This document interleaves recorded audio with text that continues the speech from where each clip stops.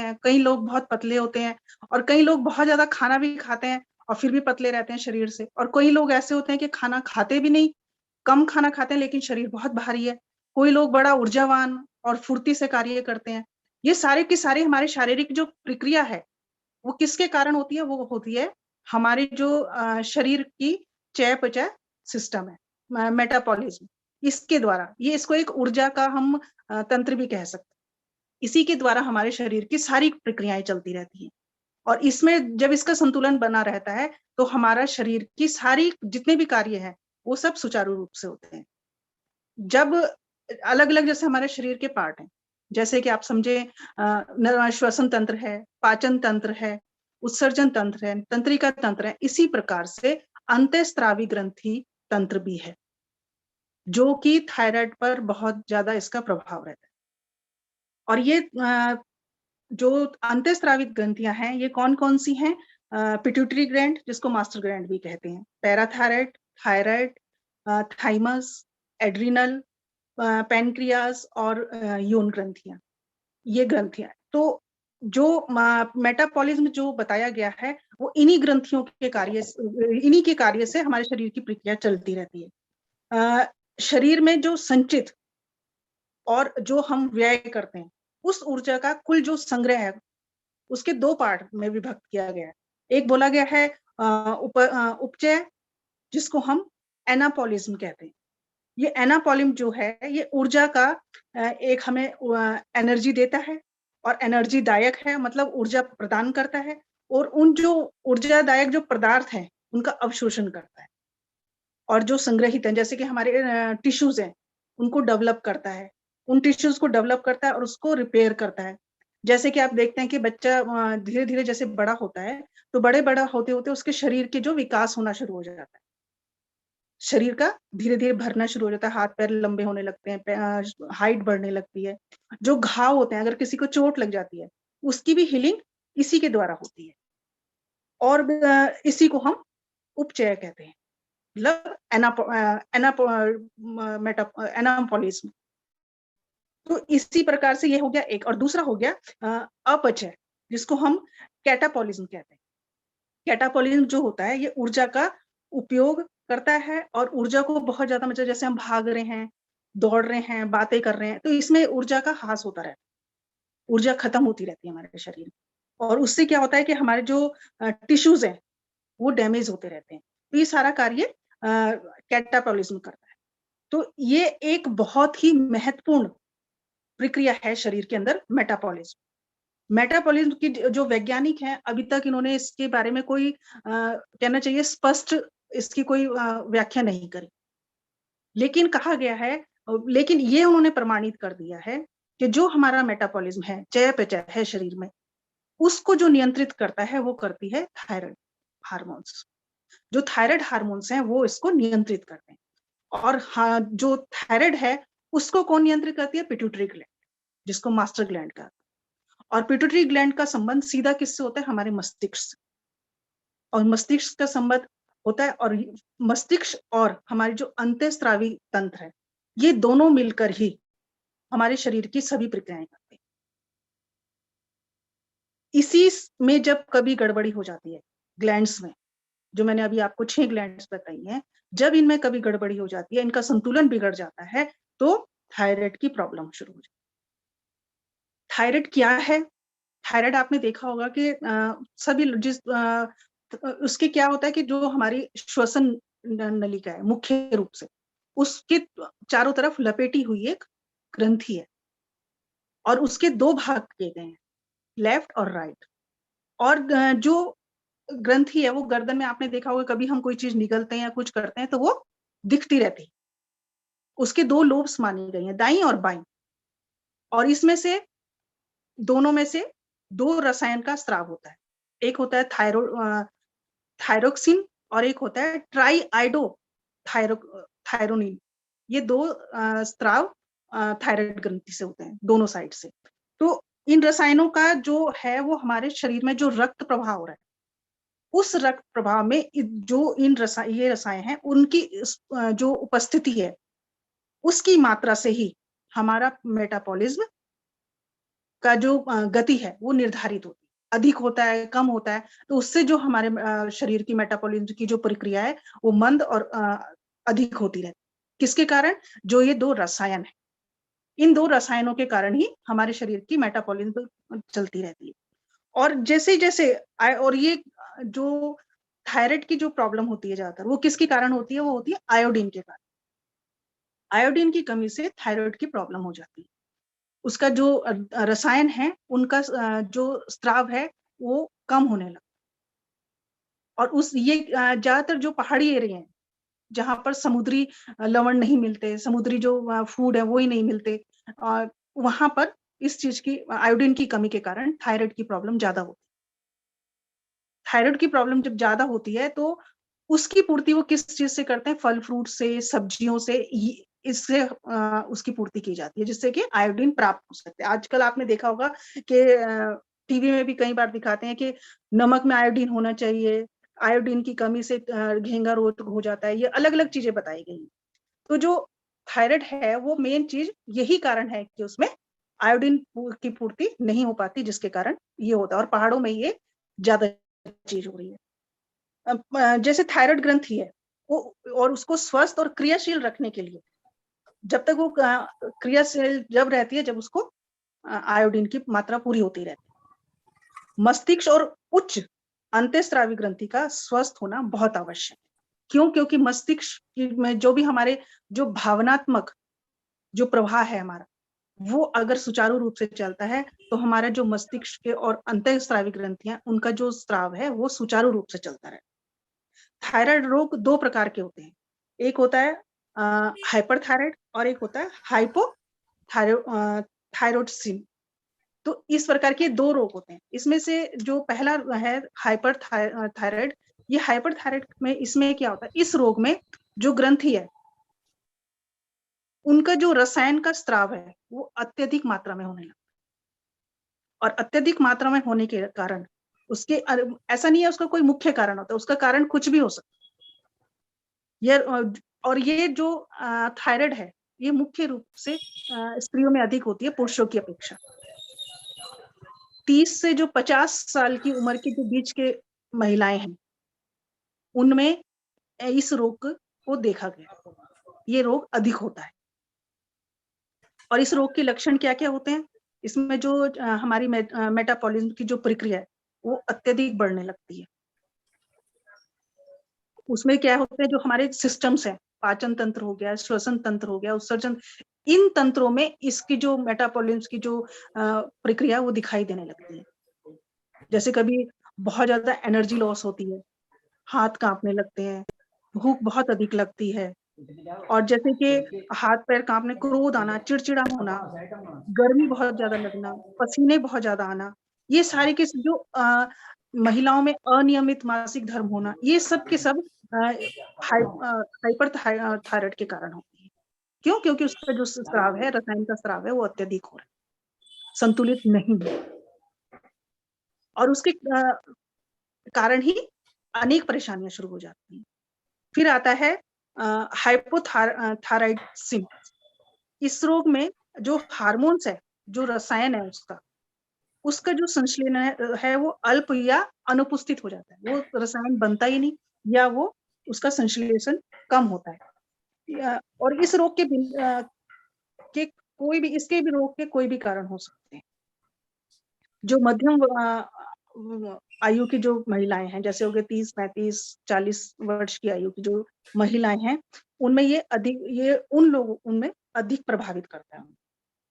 और इसके लक्षण भी क्या आते हैं, कमज़ोरी आती है, सुस्ती हो जाती है, अपनी चिंता नहीं करता व्यक्ति, मतलब क्या दिखाना, डॉक्टर के पास क्यों जाना, बहुत ही आलस्य जैसे होता है और मानसिक तनाव बहुत ज़्यादा रहता है, कब्ज़, मांसपेशियाँ उसमें दर्द रहता है, भूख कम लगती है और भूख लगती है लेकिन नहीं खाना खा पाते, कई चीज़ें हो जाती हैं कि आदमी में बहुत ही एक कहना चाहिए कि भाव शून्य हो जाता है। ये 2 प्रकार के थायराइड की जो 2 प्रकार बताए गए और ये जो पहले प्रकार का जो हाइपरथायराइड है, ये सभी में मिलता है। जो यौगिक दृष्टि है, यौगिक दृष्टि से थायराइड को उन्होंने एक चक्र से के नाम से जाना है। आप योग के अगर स्टूडेंट हैं तो सब जानते होंगे कि हमारे शरीर में चक्रों का वर्णन किया गया है शरीर ऋषि मुनियों ने। तो जो चक्र हैं, जो थायराइड ग्रंथि जहाँ है, वहाँ पर विशुद्धि चक्र माना गया। और विशुद्धि चक्र जो है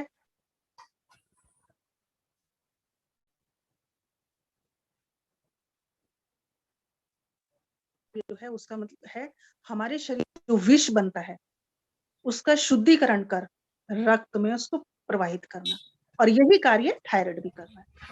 थायराइड ग्रंथि भी यही कार्य कर रहा है। तो इसीलिए योग की दृष्टि से इसको विशुद्धि चक्र से जोड़ा, जो कि हमारे गले में माना गया। और विशुद्धि चक्र के में जब अधिक अवरोध उत्पन्न होने शुरू हो जाते हैं, तब हमारे शरीर में अनेक क्या ना संतुलन बिगड़ जाता है। इसलिए विशुद्धि चक्र में को एक्टिव करने के लिए अमृत जो हमारे जो भी हम धारण करते हैं, जो भी हमारे शरीर में जो विष है, उसको अमृत स्वरूप बनाता है, वो विशुद्धि चक्र है। तो योग की दृष्टि में थायराइड को विशुद्धि चक्र से उसकी संकल्पना की गई। अब जैसे ही मैंने थोड़ा-सा आपको इंट्रोडक्शन थायराइड का रोग का दिया है, तो उसमें अब उन्होंने ये कहा है कि इसका निदान हम किस तरीके से करें? योग में इसका निदान किस प्रकार से किया जा सकता है? तो आप ये देखिए कि जब व्यक्ति और इसका बहुत ही प्रभाव योग का प्रभाव थायराइड ग्रंथि पे अ, अच्छा पड़ता है, क्योंकि थायराइड में आपने देखा होगा कि डॉक्टर के पास हम जब दिखाते हैं वो बोलते हैं कि थायराइड हुआ है, तो एक टैबलेट दे देते हैं और वो टैबलेट क्या करती है, जो हमारा हार्मोन्स नहीं बन रहा है या अत्यधिक बन रहा है, उसको कंट्रोल करते हैं, संतुलित करते हैं, और जिससे क्या होता है, जो नेचुरल स्राव होता है रसायन का, वो नहीं होता, सिर्फ गोली के द्वारा होता है, टैबलेट के द्वारा होता है, और वो कंटिन्यूअसली वो टैबलेट खानी पड़ती है डॉक्टर के परामर्श से। तो इसलिए उन्होंने कहा है कि अगर हम अपना थायराइड का जो इलाज करवा रहे हैं या डॉक्टर से जो हमारा परामर्श परामर्श चल रहा है, वो वैसा का वैसा ही चलता है। और योग में उसको अगर हम योग द्वारा उसको निदान करना चाहते हैं, तो वो हो सकता है। क्योंकि योग में हम जो भी चीज़ करते हैं, आसन, प्राणायाम, ध्यान, कुछ भी करते हैं, वो हमारे शरीर के मेटाबॉलिज़्म को एकदम संतुलित कर देते हैं। हमारे शरीर की जो भी प्रक्रियाएँ होती हैं, जो भी क्रियाशीलता होती है, वो सब आसन प्राणायाम के द्वारा सुचारू रूप से चलनी शुरू हो जाती है। अब इसमें उन्होंने बताया कि आसन कौन-कौन से करने चाहिए। तो उसमें जैसे कि सामान्य रूप से अगर कहा जाए तो सर्वांगासन, विपरीत करणी, हल आसन और मत्स्यासन। तो ये आसन किए जाते हैं। तो सबसे पहले इसमें मैं आपको बताती हूँ, सर्वांग आसन थोड़ा एडवांस में आ जाता है। इससे सरल उसमें मैं आपको विपरीत करणी मुद्रा बताती हूँ। विपरीत करणी मुद्रा में बताया गया है कि जब हम विपरीत करणी आसन करते हैं तो उसमें आसनों में इसकी व्याख्या की गई है, वैसे ये मुद्रा है। तो विपरीत करणी जब हम करते हैं तो कमर के बल लेटकर जब हम पैरों को पूरा उठाते हैं और हिप को पूरा उठाते हैं, तो आप देखेंगे हमारी चिन कॉलर बोन को टच करती है। तो इससे क्या होता है, जो हमारी थायराइड है उसका संकुचन हो जाता है और पैराथायराइड जो है उसका विस्तार हो जाता है। और फिर उसके बाद हम उसका काउंटर पोज़ जो करते हैं वो करते हैं मत्स्यासन। मत्स्यासन में क्या करते हैं कि अगर हम सीधे लेटे हैं तो हम हाथों के बल पीछे करके अपनी गर्दन को पीछे की तरफ पिट्यूटरी ग्लैंड को टच करते हैं ज़मीन से और गर्दन अंदर की। तो उससे क्या होता है, हमारा पैराथायराइड जो होता है उसका संकुचन हो जाता है और थायराइड का विस्तारण। तो इस प्रकार से जो ये एक्सरसाइज़ होती है, जो ये आसन होते हैं, उससे जो अ, थायराइड का रसायन है, उसका स्त्राव सुचारू रूप से होने, यदि अधिक है, वो नियंत्रित हो जाता है और कम है या नहीं है, उसका धीरे-धीरे स्त्राव होना शुरू होता है। ये सिर्फ़ आसनों की वजह से आसन है सिर्फ़। हलासन भी इसी तरह बताया गया है। सर्वांगासन में भी यही कहा है कि हम अपने शरीर की अ, जो आकृति है, वो विपरीत कर देते हैं। पैरों को उठाकर कंधे पर पूरा शरीर का वज़न पड़ता है। जिस प्रकार शीर्ष आसन है, शीर्ष आसन में हम पूरा सिर ज़मीन पर लगाते हैं, उसमें सिर ज़मीन पर नहीं होना, सिर्फ़ कंधे और गर्दन रहती है। उससे भी थायराइड का संकुचन होता है। और ये आसन जो मैं बता रही हूँ, ये इतने प्रभावशाली हैं, जिसका भी थायराइड बढ़ा हुआ होता है या कम हो, तो जो भी मतलब दोनों में से हाइपर और हाइप्रो जो भी होते हैं, थायराइड, वो नियंत्रित हो जाता है। कई बार ऐसा होता है कि शारीरिक क्षमता न होने के कारण व्यक्ति आसन नहीं कर पाता। शारीरिक क्षमता होती है तो आदमी अच्छे से फ्लेक्सिबल भी हो, तो वो धीरे-धीरे एक आयु में, मतलब ऐसा होता है 40, 50, 55, 60 की आयु के व्यक्ति धीरे-धीरे कर लेते हैं आसन। और जो इससे अधिक उम्र में जिनको थायराइड ज़्यादा है, तो वो आसन नहीं कर पाते, तो उनके लिए उन्होंने प्राणायाम को बताया गया। प्राणायाम में उन्होंने कहा है कि उज्जयी प्राणायाम। उज्जयी प्राणायाम जो है, वो बहुत ही प्रभावशाली है। उसमें क्या होता है कि जब हम श्वास लेते हैं, इन्हेल और एक्सहेल करते हैं, उसमें जो श्वास हम ली जाती है, मैं आपको इसका एक प्रैक्टिकल करके बता दूँगी। जो श्वास हम लेते हैं, जैसे कि हम बैठे हैं कमर सीधी बिल्कुल, तो वो श्वास गले को छूती हुई जानी चाहिए और छूती हुई बाहर आनी चाहिए। तो इससे क्या हो जाता है, इन्हेल हम कर रहे हैं, तो जो थायराइड है, थायराइड से वो टच होके, जो श्वास नली से टच होके जाती है, वो थायराइड को एक्टिव करता है। उसका जो स्राव है, वो सुचारू रूप से करता है। इसमें किस तरीके से करेंगे, आँखें बंद।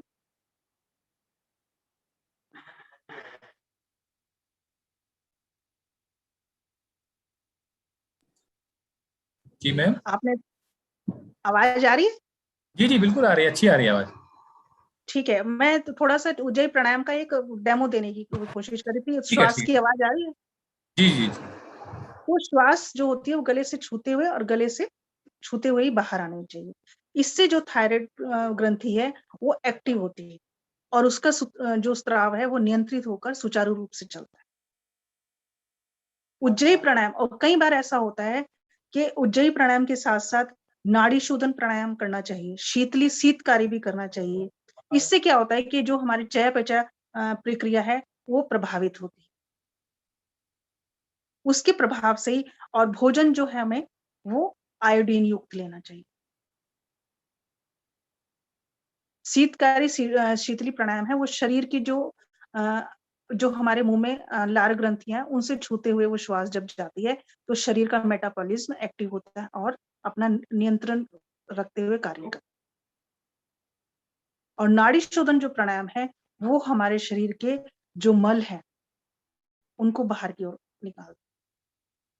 तो ये चीज़ें बहुत ही महत्वपूर्ण हैं योग में, और ये नियमित अभ्यास पर ही आपको प्रभावशाली होंगे। अगर हम नियमित आसन और प्राणायाम का अभ्यास नहीं करेंगे, तो हमारे जो थायराइड का रोग है, वो ठीक नहीं होगा। आप 1 डेढ़ महीना प्रैक्टिस करें, अभ्यास करें, अभ्यास करने के बाद आप फिर चेकअप भी करवा सकते हैं। आपको कितना इसका वो बढ़ा हुआ है, कितना कम है, ये सब चीज़ उसमें पता चल जाती है। फिर उन्होंने कहा है कि सबसे ज़्यादा जो थायराइड जो सबसे ज़्यादा होता है, उसका मुख्य कारण और उसके जो है, वो है हमारी जो भावनाएँ हैं। महिलाएँ क्या होती हैं, अपनी भावनाओं को बाहर नहीं निकालती, घुटन रखती है अंदर से, क्रोध आ रहा है या कोई अपशब्द किसी ने कहा, उसको सहन करना, अपने आप की भावनाओं को ना दिखाना, भाव शून्य हो जाना, ये चीज़ें थायराइड के कारण होती हैं। थायराइड का कारण यही है, थायराइड रोग जो होता है, अपनी भावनाओं का प्रदर्शित ना करना, अपनी भावनाओं को दबा के रखना। इसलिए योग में कहा है कि भावात्मक शीतलीकरण भी होना आवश्यक है। थायराइड में जो भावनाओं का अवरोध है, उसी के कारण गले से संबंधित सभी रोग होते हैं। क्योंकि आपने देखा, अगर आपको बहुत क्रोध आ रहा है और आप कुछ किसी को कुछ नहीं बोल रही, और क्रोध आते हुए आपने देखा होगा कि हमारी जो गले की नसें हैं, वो तन जाती हैं, तनाव आ जाता है उनमें। तो उससे क्या कारण क्या होता है, जो हमारी मसल्स हैं, उसमें स्ट्रेस आ जाता है। जो हमारी थायराइड ग्रंथि है, थायराइड ग्रंथि का सिक्रेशन रुक जाता है, स्राव रुक जाता है। तो उस कारण हमारी जो मेटाबॉलिज्म, जो चयापचय प्रक्रिया है, उसमें अवरोध उत्पन्न हो जाता है।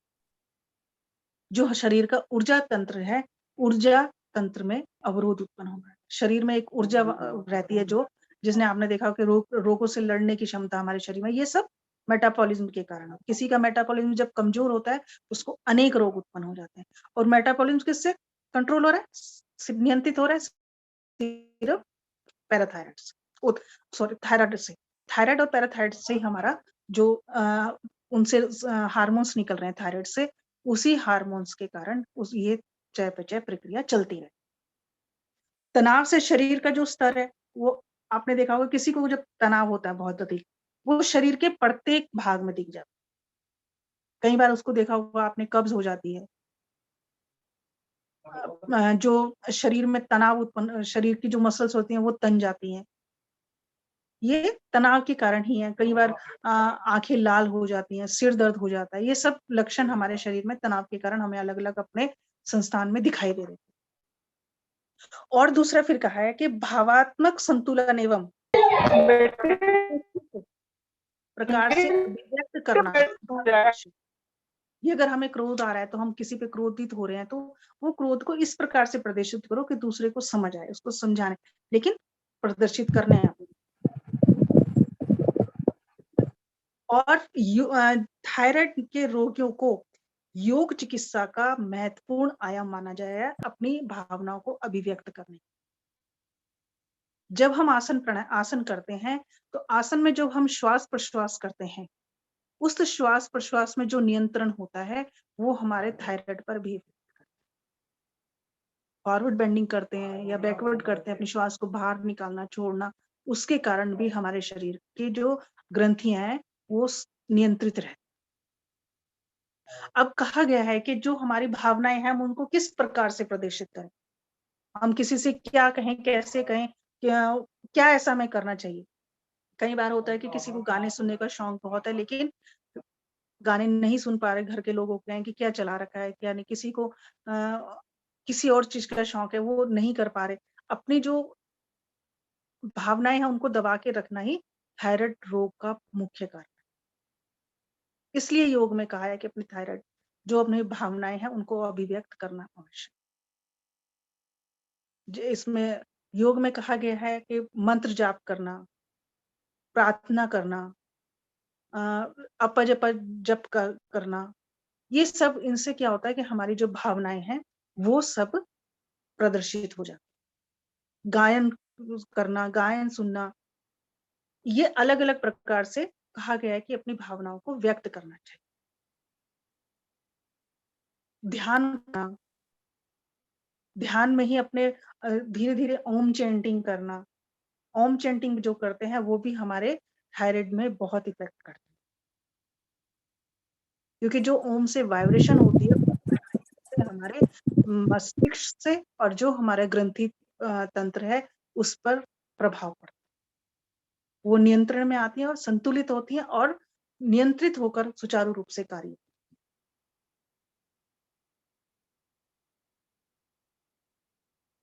सर कितना टाइम है मुझे आप बता सकते हैं? मैम 8:50 तक आपके पास समय है।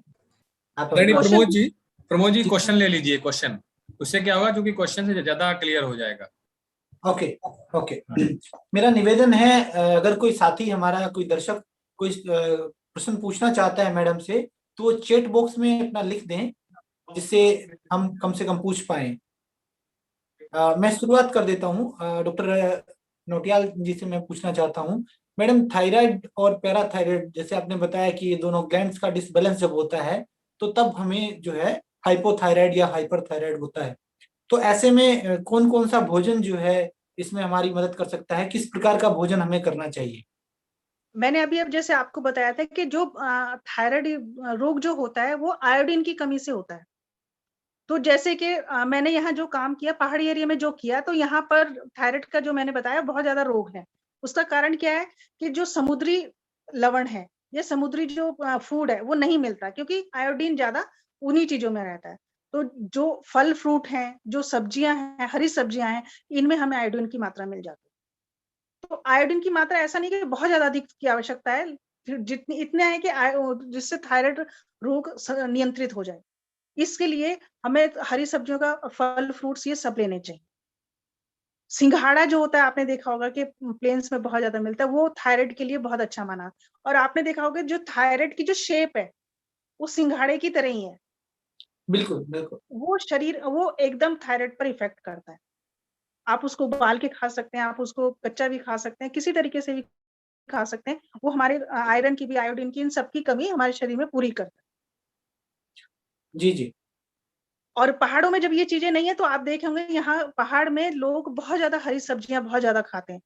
और बहुत ज्यादा मतलब जो एक मोटा सी सॉल्ट होता है, मोटे वाला, उस नमक को यूज कर लेते हैं ज्यादातर। मीठा नमक। कई बार आता है आयोडीन नमक होता है, पता नहीं उसमें है नहीं, लेकिन मोटा जो क्या कहना चाहिए, समुद्री सॉल्ट जी होता है, उसका यूज कर सकते हैं। जी जी। तो साथियों, डॉक्टर नौटियाल का कहना है कि जो सेंधा नमक जिसको आम भाषा में बोला जाता है, आप उसका ज्यादा से ज्यादा प्रयोग करें। प्रतिदिन हमारे भोजन में आयोडीन की सुई की नोक की जितनी मात्रा प्रतिदिन हमें चाहिए मात्रा होती चाहिए। है। अगर आप सुई के नोक जितनी मात्रा प्रतिदिन अपने भोजन में लेते हैं तो आप देखेंगे कि आपका मूड जो है वो भी अच्छा होता है और आप थायराइड की बीमारी से बच सकते हैं। महानगरों में थायराइड की बीमारी लगभग हर घर में है। किसी को हाइपोथायराइड है तो किसी को हाइपरथायराइड है। और जैसा मैडम ने बताया कि ये सब आपके विचारों से कनेक्टेड है। जब आपके विचार डिस्टर्ब होते हैं तो आपकी ग्लैंड डिस्टर्ब होती हैं। जब आपके ग्लैंड डिस्टर्ब होते हैं तो आपके हार्मोन्स डिस्टर्ब होते हैं। और जब आपके हार्मोन्स डिस्टर्ब होते हैं तो आपकी ग्रोथ डिस्टर्ब होती है। तो अपने सबसे ज्यादा विचारों। जरूरी है प्रसन्नचित रहना। प्रसन्नचित रहेंगे, आप देखेंगे सिंहासन वगैरह ये बहुत ज्यादा इफेक्ट करते हैं हमारे ग्लैंड्स पर। इनको बार बार करने, क्योंकि यहाँ लड़कियों में जो है, लड़कियां जो पहाड़ की लड़कियां बहुत शर्मीली और संकुचित होती हैं, वो ज्यादा मतलब संकुचन में रहती हैं, तो उनको ये चीजें करवाई तो उनका थोड़ा सा ब्रॉड माइंड हुए, अच्छे उससे रहने लगी। लेकिन लड़कियों में भी कई बार थायराइड की प्रॉब्लम हुई है बहुत ज्यादा।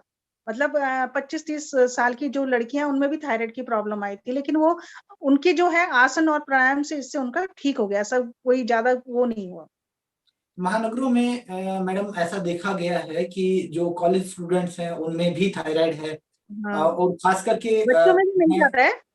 जी जी, दिल्ली जैसे जो महानगर हैं, मैंने अक्सर देखा है जो वर्किंग वुमेन्स होती हैं, क्योंकि वर्क स्ट्रेस बहुत ज्यादा होता है और बहुत सारे सपने होते हैं और कहीं ना कहीं पेरेंट्स का बहुत ज्यादा प्रेशर होता है बच्चों के ऊपर कि आपको जल्दी से कामयाब होना है। नहीं कामयाब हुए तो पेनल्टी के तौर पे आमतौर पे एक धमकी दी जाती है कि शादी कर देंगे तुम्हारी, अगर तुम नहीं कामयाब हुए। तो वो जिम्मेदारी तो वो अपनी नहीं उठा हाँ, पा रहा है, आप उसको शादी के लिए बोल रहे हो, तो कहीं ना कहीं जो उसके मनो वृत्ति मिलता पर है। कोई ना कोई बुरा असर पड़ता है और उस वजह से कहीं ना कहीं पूरे जो शरीर की कार्य प्रणाली है वो डिस्टर्ब हो जाती हैं। जैसा आपने बताया कि जो हमारा मेटाबॉलिज्म है उसकी वजह से हमारी बॉडी में बहुत चीजें होती हैं। एक इसके बारे में भी थोड़ा सा आप बताएं कि बंद में जैसे उद्यान बंद है और आपका जालंधर बंद है, जालंधर बंद किस प्रकार से इफेक्टिव हो सकता है, इसमें उसका क्या मैकेनिज्म है? ऐसा है कि उद्यान बंद तो ऐसा जरूरी नहीं है, लेकिन जालंधर बंद बहुत इफेक्टेड है। जालंधर बंद जब हम करते हैं, अगर हम कोई भी प्राणायाम, उज्जयी प्राणायाम कर रहे हैं या नाड़ी शोधन कर रहे हैं, तो उसमें अगर हम जालंधर बंद लगाते हैं तो वो भी थायराइड ग्रंथि पर बहुत ज्यादा इफेक्ट करता है। आप देखेंगे जब हम जालंधर बंद लगाते हैं तो हमारी चेन कॉलर बोन पे टच करती है। जिस प्रकार से मैंने सर्वांग आसन में या उसके विपरीत करनी में बताया, उसी प्रकार से जालंधर बंद में भी जब हम उस कॉलर बंद में अपनी चेन लगाते हैं तो उससे क्या होता है, थायराइड का संकुचन हो जाता है। संकुचन, और अगर आप देखेंगे अगर हम वज्रासन में बैठे हैं या हम पद्मासन में बैठे हैं, तो थोड़ी देर बाद जब हम आसन खोलते हैं तो एकदम ब्लड सर्कुलेशन कितनी तेज दौड़ता है।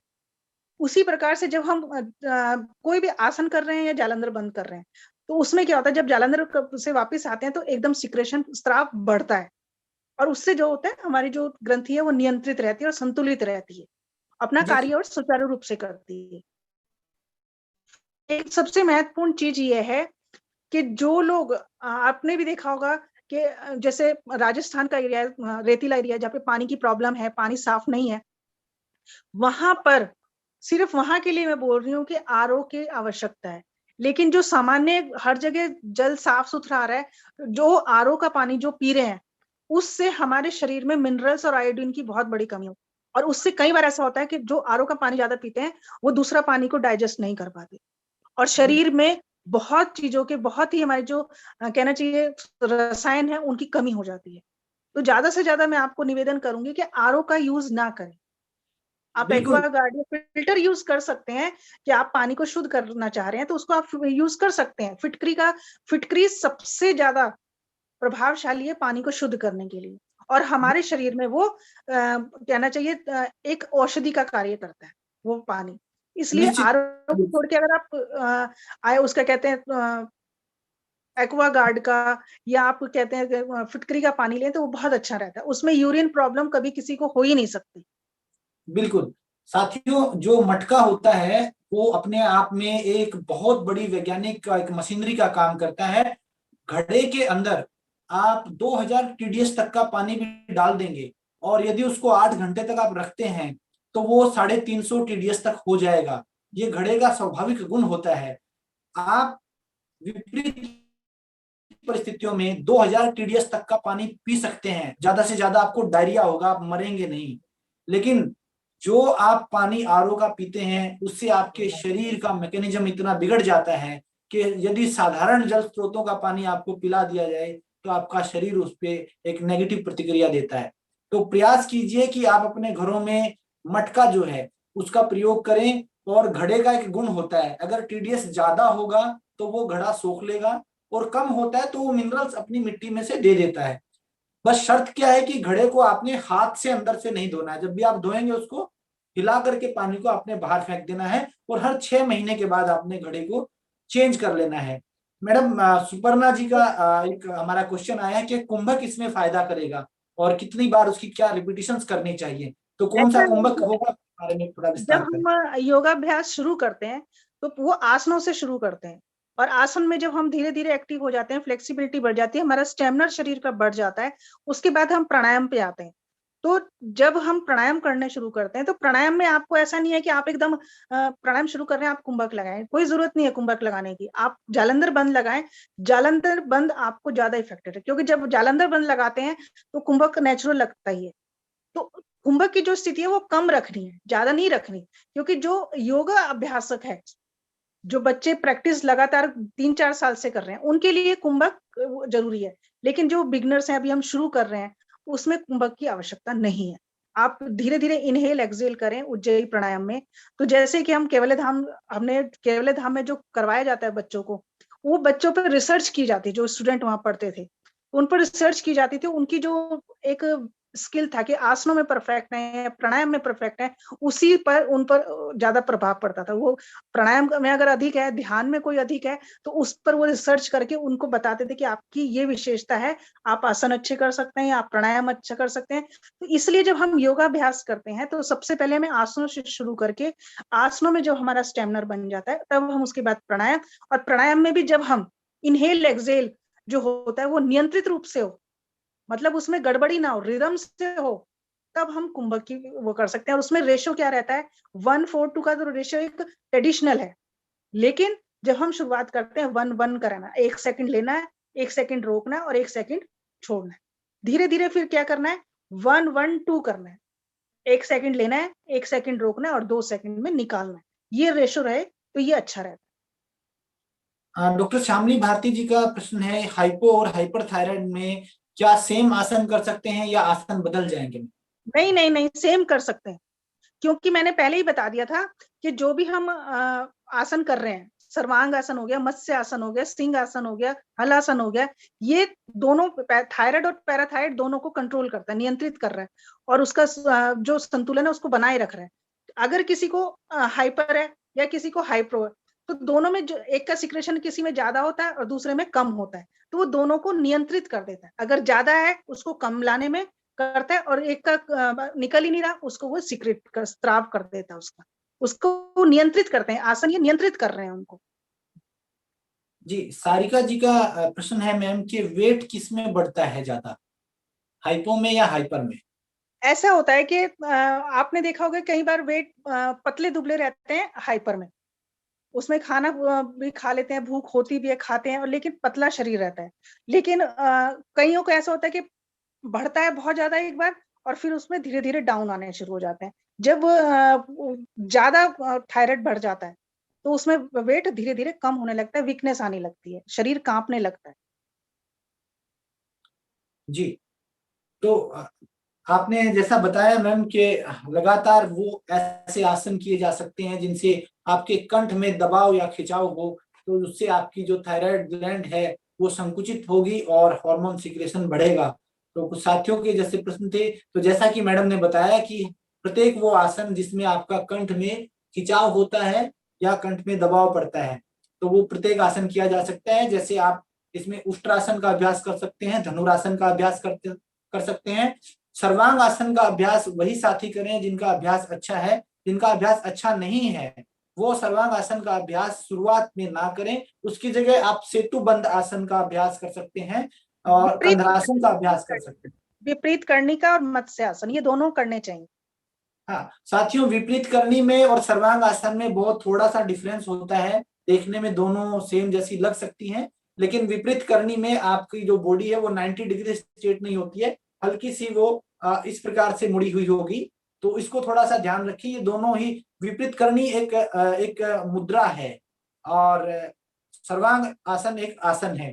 तो इन दोनों में थोड़ा सा भेद है, लेकिन दिखने में एक जैसी है। जिस प्रकार से नाड़ी शोधन और अनुलोम विलोम है, ठीक उसी प्रकार से है, दिखने में सेम है। तो कंफ्यूज ना हो, लगातार आप इसका अभ्यास करें। तो एक का यदि क्वेश्चन था कि षटकर्म कितने प्रभावी हैं इसमें। तो षटकर्म का ऐसा है कि मैं अगर आप आसन ही कर लेंगे, आसन ही प्रभावशाली है इसमें, षटकर्म करने की आपको आवश्यकता नहीं पड़ेगी। क्योंकि ऐसा होता है कि षटकर्म जो वो अभ्यासक करते ही रहना चाहिए, किसी की देख रेख में करना चाहिए। डायरेक्ट मैंने आपको कह दिया कि आप दंड धोती करें या आप ये करें, तो नहीं हो सकता। ऐसे मैं बता रहा हूँ, आसनों का ये है कि आसनों को मैं डेमोस्ट्रेट करके दिखा के आपको पोस्टर से आप पता कर लेंगे। षटकर्म की आवश्यकता नहीं है, आप सिर्फ आसन ही कर लें या उज्जयी प्राणायाम कर लें, बहुत ही प्रभावशाली। उज्जयी प्राणायाम बहुत प्रभावशाली है इसमें। जी, कुछ साथियों का सवाल है कि आसन कैसे किए जाते हैं। ये देखिए साथियों, इसके लिए आप जुड़े रहिए। हम प्रैक्टिकल सेशन भी आपके बहुत जल्दी शुरू करा देंगे, क्योंकि इस समय जो ये रात्रि का समय होता है और प्रैक्टिकल अभ्यास इस समय पॉसिबल नहीं होता। बहुत सारे साथी खाना खा चुके हैं, बहुत सारे खाने वाले हैं, तो थोड़ा सा प्रैक्टिकल क्लास यहाँ थोड़ा पॉसिबल नहीं है। लेकिन आप जुड़े रहिएगा हमसे, हम प्रयास करेंगे कि प्रैक्टिकल सेशंस का आयोजन भी आपका अवश्य में हम करवाएंगे।